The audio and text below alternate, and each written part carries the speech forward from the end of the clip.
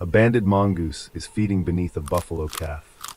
It moves between the calf's legs, searches through the hair, and picks at tiny objects close to the skin. The calf does not run. It does not kick. It lowers its head and watches the mongoose work. For an animal small enough to disappear beneath one buffalo hoof, this is a dangerous place to search for food. One sudden step could crush it instantly, but the mongoose keeps returning. It checks the calf's chest, belly, legs, and the cracked mud covering its skin. The buffalo calf remains still. So why would a young buffalo allow a mongoose to come this close? Because this tiny visitor may be feeding on the very parasites that have been. Early in the morning, a family of banded mongooses emerges from an underground burrow. The adults appear first and scan the grass before the younger members follow. They spend much of the day searching for insects and other small prey beneath dry soil, leaves, and rocks. Usually breakfast is hidden on the ground, but today a much larger opportunity is walking toward them. A mother African buffalo crosses the plain with her calf beside her. Much of her body is coated in dried mud. Buffalo often wallow in wet soil before the mud hardens in the sun. The layer can cool the skin and offer some protection from biting insects. But it is not perfect armor. Ticks can attach around the ears, neck, shoulders, belly, and legs. Flies gather near sensitive skin. Small insects may hide beneath cracked mud or thick hair. For the buffalo, they are a constant irritation. For a hungry mongoose, they may be food. The calf is already desperate for relief. It shakes its head hard enough to make both ears flap. Then it breaks into a short run, circles around its mother, and stops. But the itching remains. It twists its neck toward one shoulder, trying to bite or lick the irritated skin. The spot is out of reach. A moment later, the calf drops to the ground and rolls through the dust. Its legs kick into the air as it rubs one side of its body against the soil. When it stands, the dried mud covering its skin is cracked and uneven. Still, the discomfort continues. The young buffalo walks toward a rough tree trunk and presses its shoulder against the bark. It rubs its neck and side back and forth. Then it shakes its head again, flicks its ears, and stamps one hoof. These movements are attempts to reach insects or parasites hiding in places the calf cannot easily scratch. Rolling in dust and rubbing against trees may provide temporary relief. But ticks around the ears, neck, belly, and beneath the hair can remain difficult to remove. The calf is uncomfortable, and the mongoose family has noticed. The mongooses do not rush forward. A buffalo may carry food, but getting close to those heavy hooves is still dangerous.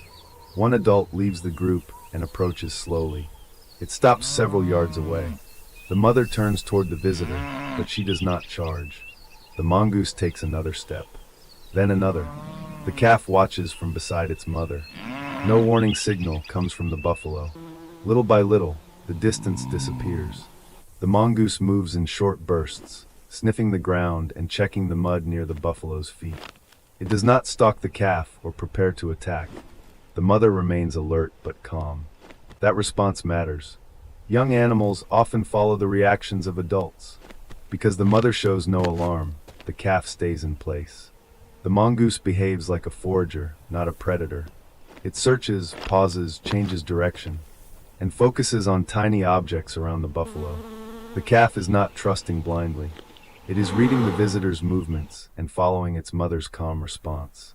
The adult mongoose reaches the buffalo's front leg. It sniffs the hair and dried mud, then begins picking at something close to the skin. Another member approaches from the side. A third stays farther away, standing upright and watching the grass. The group appears to be searching for insects, ticks, and other edible material trapped in the hair or mud. The buffalo remains still. If a few parasites are removed, the animal may gain temporary relief. The mongooses receive something immediate, food, but every movement of a buffalo leg matters. A shifting hoof can turn a feeding area into a deadly trap. So the mongooses work quickly, moving in and out rather than staying beneath the animal for long. Then one younger mongoose moves toward the calf. The calf lowers its head and sniffs. The mongoose freezes. For several seconds, they remain almost nose to nose. The calf steps forward. The smaller animal moves back. Still, there is no charge, no kick, No warning from the mother. The mongoose waits, then begins searching again. The calf appears curious rather than frightened.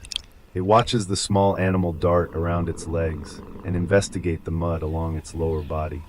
The mongoose is focused on prey far smaller than the calf itself. That is why the young buffalo continues to tolerate it. The mongoose moves beneath the calf's chest. This is the moment seen at the beginning, and it is the most dangerous part of the encounter. A sudden jump or careless step could crush it. The mongoose works fast. It checks the hair and picks at tiny objects near the skin. The calf shifts its weight. The mongoose darts backward immediately. It waits. When the calf settles again, it returns. This back and forth shows how carefully the small animal reads every movement. It never assumes the buffalo will remain still. It stays ready to escape. The mother continues to watch. Her calm presence allows the calf to remain curious. Nearby juveniles observe how the adult approaches, where it searches, and when it retreats. They learn through watching. While the others feed, one mongoose remains upright as a lookout. Then its head snaps toward the sky. A large bird of prey circles overhead. The warning call is immediate. The family races back to the burrow, while the buffalo barely react. For the buffalo, the bird is almost harmless. For a young mongoose, it may be deadly. Within seconds, the feeding area is empty. The family waits underground. One adult eventually appears near the entrance. It scans the sky and listens. When the danger has passed, the others follow. Before long, several members return to the buffalo. The opportunity is too valuable to ignore. Buffalo disturb insects as they move through the grass, and their bodies may carry small prey that can be collected without digging. Still, neither species depends entirely on the other. The mongooses can return to soil, leaves, rocks, and termite mounds. The buffalo can wallow in mud or rub against trees. This is not a permanent partnership. It is a brief opportunity created when two different needs overlap. So why does the buffalo calf allow a mongoose to come so close? Because the small animal does not behave like a predator.